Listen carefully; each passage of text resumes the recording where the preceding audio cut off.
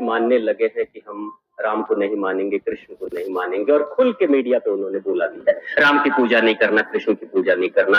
अरे हम तो बुद्ध को भी स्वीकार कर रहे हैं, और तुम राम में कौन सा प्रदूषण देख लिया या खराबी देख ली? भाई राम तो परम शुद्ध है, कृष्ण तो परम शुद्ध है। अरे शुद्धता को स्वीकार करो ना। बाद के वंशजों में बुराइयां आ सकती है, राम में कौन सी बुराई है? राम तो भीलनी के बेर को भी खाते हैं। भील प्रजाति की जो भीलनी है, जिसको कोई स्वीकार नहीं करता, उस भीलनी के जूठे बेर को राम खाते हैं। राम से बड़ा हृदय किसका हो सकता है?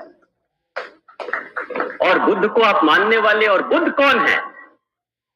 बुद्ध वो है जो सम्राटों को अपने हृदय से लगाता है, उंगली माल जैसे हत्यारे को अपने हृदय से लगाता है, वैश्याओं को अपने हृदय से लगाता है। बुद्ध वो है जो आम इंसानों को अपने हृदय से लगाता है। बुद्ध ने कभी नहीं कहा कि मुझे वर्ण व्यवस्था ऐसी ही चाहिए, ऐसा ही इंसान चाहिए, इस जाति का चाहिए, इस पंथ को मानने वाला चाहिए। बुद्ध ने कभी नहीं कहा। बुद्ध का हृदय इतना विशाल है, बुद्ध कहते हैं तू इंसान है, इतना ही काफी है मेरे लिए, बाकी जो परिवर्तन लाना है वो मैं कर दूंगा तुम्हारे अंदर। बुद्ध का हृदय इतना विशाल है, और बुद्ध को मानने वाले, बुद्ध के अनुयायी कहते हैं हम राम को नहीं मानते, हम कृष्ण को नहीं मानते, शपथ दिलवा रहे हैं। वाह क्या बात है! बुद्ध का नाम रोशन कर रहे हैं या बुद्ध का सर झुका रहे हैं? अरे बुद्ध ने थोड़ी भेदभाव किया। तो मैं कह रहा था कि दिल्ली वाली जो बहन जी है, उनके अंदर भी ये बात थी कि मानवता ही सबसे बड़ा धर्म, इससे बड़ा कोई धर्म नहीं। वो क्या करती थी, एक समाज सेवी संस्था के साथ जुड़ी हुई थी दिल्ली में।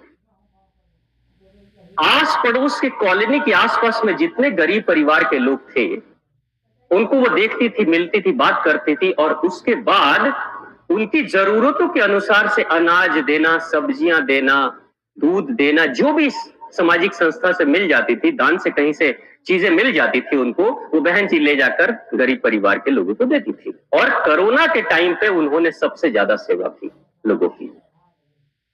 एक खास मजहब की एक विधवा स्त्री की सेवा करने के लिए वो बार बार जाती थी। उनके घर वाले कहते थे अरे तुम्हारी जाति की नहीं, वो हिंदू नहीं है, तुम क्यों देती हो? कहती मानव है ना, इतना ही काफी। हृदय देखिए कितना विशाल है। वो सेवा करती रही, सेवा करती रही। कोरोना जब खत्म हुआ, लॉकडाउन खत्म हुआ, तो वो जो महिला जिसको ये हमेशा वर्षों से सेवा करती थी, उसकी बेटी की शादी थी। और बेटी की जब शादी थी, तो बेटी की जब शादी हुई और शादी की तिथि जब निश्चित हो गई, तो बहन जी को पता तो चला, लेकिन उस महिला ने नहीं बताया। जो हर महीने आके इनसे अनाज लेती थी, उस महिला ने नहीं बताया। कहीं से उड़ती उड़ती खबर आ गई कि उसकी बेटी की शादी तय हो गई है, अब शादी होने वाली। डेट का पता था, इंतजार कर रही थी, लेकिन शादी के समय निमंत्रित नहीं किया गया। क्यों? मेरे धर्म की नहीं है, अशुद्ध है। मेरे धर्म की नहीं है, वो अशुद्ध है। अपने शादी विवाह के उस कार्यक्रम में आएगी तो हमारा कार्यक्रम अशुद्ध हो जाएगा।